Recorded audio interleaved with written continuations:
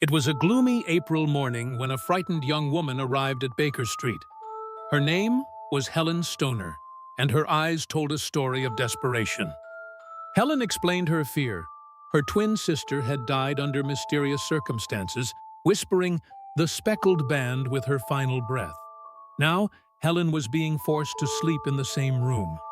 Watson, the same room where your sister died? Helen, yes, and strange whistles haunt the night.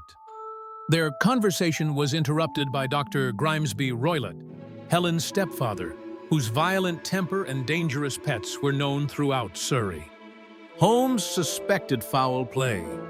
He noted the locked room, the fake bell rope, the ventilator between Helen's room and Roylott's, and a bed bolted to the floor. Holmes and I traveled to Stoke Moran. Helen had arranged for us to investigate while Roylott was away secretly. The Roylott house was decaying and eerie. Inside, we found clear signs that something was terribly wrong. Holmes inspected the room where Julia died and where Helen now slept. The bell rope led nowhere. The bed couldn't be moved. The ventilator is connected directly to Dr. Roylott's room. We waited in darkness, breath held. Holmes had a hunch, and that night he intended to prove it. Suddenly, a soft hiss.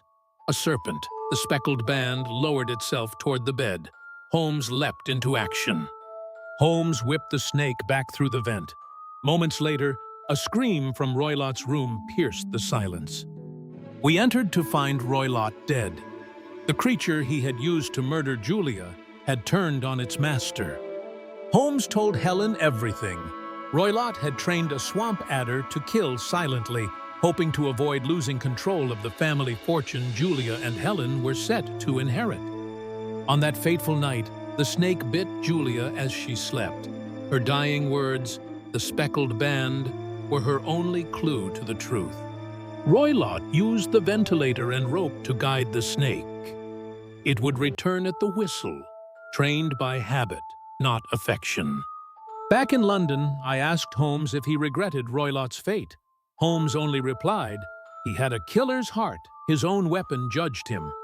Helen was free at last, and her sister, though gone, had helped bring a cruel man to justice.